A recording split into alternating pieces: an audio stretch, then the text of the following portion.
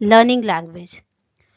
बच्चों, आज हम यहाँ क्लास 7 के संस्कृत सब्जेक्ट के लेसन 4 को समझेंगे। लेसन 4 हास्य बाल कवि सम्मेलन। तो आइए देखते हैं इसमें हम क्या क्या पढ़ेंगे।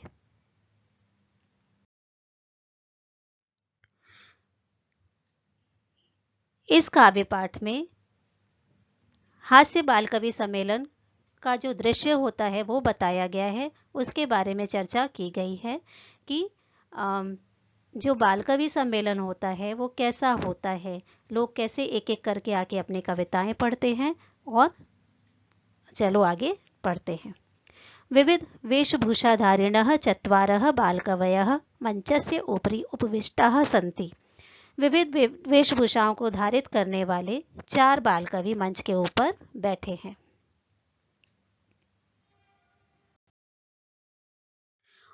अधः श्रोतारः हास्य कविता श्रवणाय उत्सुकाः सन्ति, कोलाहलं च कुर्वन्ति।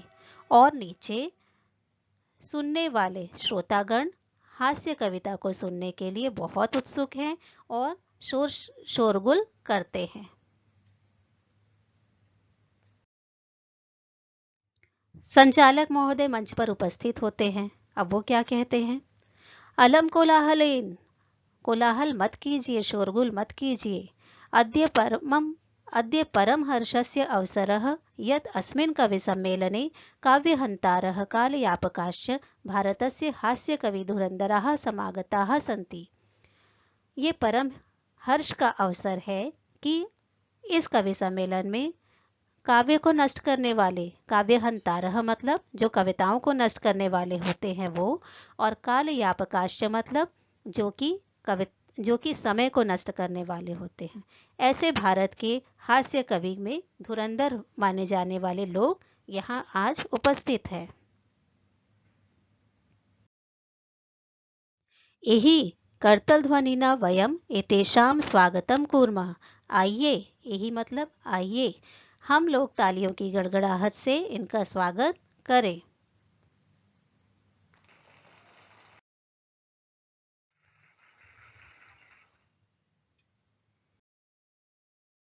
अब मंच पर सबसे पहले कौन से कवि आते हैं? गजाधर।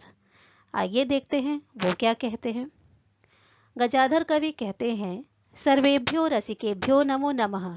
सारे कविता प्रेमियों को मेरा प्रणाम, मेरा नमस्कार।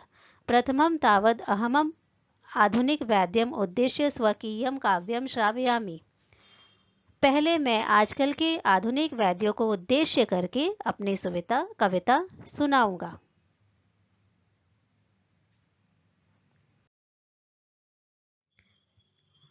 वैद्यराज नमस्तुभ्यं यमराज सहोदरः, यमस्तु हरति प्राणान्, वैद्यः प्राणान् धनानि च।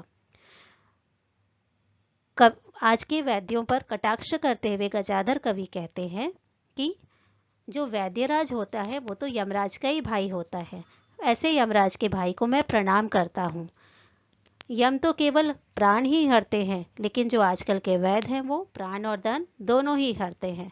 अब कविता सुनते ही लोग हंस हंस के पागल हो जाते हैं। कालांतक कवि का व्यंग करते हुए कहते हैं कि वैद्य तो सभी जगह हैं, परंतु जनसंख्या कम करने में वे मेरे जैसे निपुण नहीं हैं। मादृशः मतलब मेरे जैसे। ममापि काव्यम इदम शृण्वन्तु भवन्तः, भवन्तः मतलब आप सभी। अब आप सभी मेरे इस काव्य को भी जरूर से सुनिए।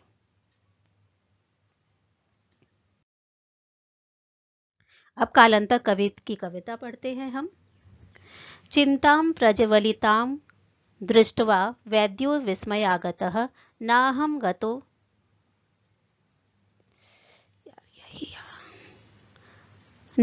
गतो न मे भ्राता कस्येदं हस्तलाघवम्। मतलब चिता को जलती हुई देखकर वैद्य ने आश्चर्य किया कि न मैं गया न तो मेरा भाई गया, फिर किसके हाथ की सफाई है यह। मतलब वैद्य के ऊपर अगेन कालांतक कवि ने व्यंग किया है कि ये किसने इसकी भाई चिता को जला दिया, जब मैं वहां उपस्थित ही नहीं था, जब कोई वैद्य वहां उपस्थित नहीं था, तो ये व्यक्ति कैसे परलोक सिधार गया। तो ऐसा सुनते ही लोग फिर से हंसने लग जाते हैं। अब तीसरे कवि आते हैं जिनका नाम है तुंदिलः। अब तुंदिल महोदय क्या करते हैं? तुंदस्य ऊपरी हस्तम आवर्तयन, अपनी पेट के ऊपर हाथ फेरते हुए, तुंदिलो अहम भो, मैं तुंदिल हूँ, ममापि इदम काव्यम श्रूयताम, मेरे भी इस काव्य को सुनिए, जीवने धार्यताम च, और अपने जीवन में इसका पालन कीजिए। दूसरे को अन्न को प्राप्त करके मेरे शरीर पर दया मत करो, अपने शरीर पर दया मत करो। संसार में दूसरे का अन्न ही दुर्लभ है, शरीर तो बार बार मिल जाता है। यहाँ पे भी कटाक्ष किया गया है, उन्होंने व्यंग किया है कि लोग दूसरे के भोजनालय में जाते हैं, दूसरे की पार्टियों में जाते हैं, तो बहुत अपने शरीर का ध्यान नहीं रख के बस खाते ही जाते हैं। तो वैसे लोगों पर व्यंग करते हुए कवि ने यहाँ कहा है कि जब फ्री का खाना मिल जाए तो अपने शरीर पर दया नहीं करना चाहिए, क्योंकि शरीर तो बार बार मिल सकता है लेकिन अन्न बार बार नहीं मिल सकता है। ऐसा सुनते ही लोग वापस से बहुत हंसते हैं और तालियों की गड़गड़ाहट सुनाई पड़ने लग जाती है। लोगों को बहुत मजा आ रहा है। अब ये दूसरे कवि महोदय देखिए ये क्या कहते हैं। इनका नाम है चावार्क। आम आम शरीरस्य पोषणं सर्वथा उचितमेव, यदि धनं नास्ति तदा ऋणं कृत्वापि पौष्टिकः पदार्थः एव भोक्तव्यः। आम आम, हाँ हाँ, शरीर का पोषण तो हमेशा ही उचित होता है। यदि धन नहीं है, यदि धनम नास्ति, यदि धन नहीं भी है तब भी ऋण लेकर ही भले ही, लेकिन पौष्टिक पदार्थों को तो अवश्य ही खाना चाहिए, अन्य अवश्य ही उनका सेवन करना चाहिए। यहाँ पे कवि अगेन व्यंग करते हुए कहता है कि यदि आपके पास नहीं भी है पैसे तो आप भले ही ऋण लेकर खाओ, बोरो करके खाओ, लेकिन आपको सब कुछ खाना चाहिए। यहाँ पे कवि लोगों की मानसिकता पर व्यंग करते हैं।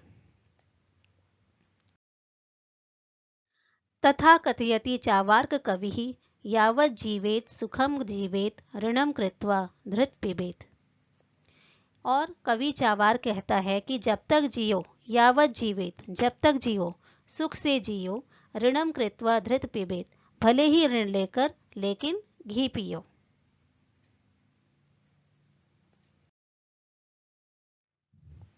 तो ऑडियंस में से, दर्शकों में से पूछते हैं, तर्हि ऋणस्य प्रत्यर्पणम कथम, तब ऋण का प्रत्यर्पण कैसे होगा, ऋण को कैसे चुकाया जाएगा।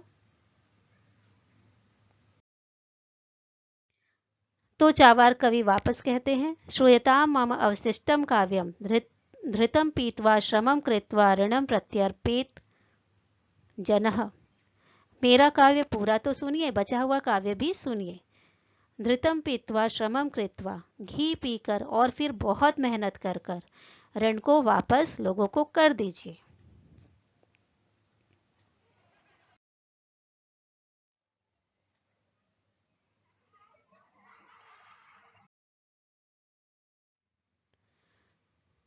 गजाधर कवि को और तुंदिल कवि को, भोजन के लालची तुंदिल कवि को, कालांतक को और चावार्क को मैं सभी को नमस्कार करता हूँ, प्रणाम करता हूँ। यह सुनते ही सब जोर जोर से हंसने लग जाते हैं। सभी ने कविताएं बहुत एंजॉय की और सब बहुत ही प्रसन्न हो जाते हैं। तो बच्चों आपको कैसा लगा? उम्मीद है आपको बहुत मज़ा आया होगा ये हास्य कविताएं, हास्य श्लोक सुन के। अब आप अच्छी तरह से इसके मीनिंग भी समझ गए होंगे। तो आगे के लिए हमेशा देखते रहें language learning for more such videos of explanation. Do watch, like and subscribe the channel. This is your Kavita ma'am and you are watching Language Learning. Thank you.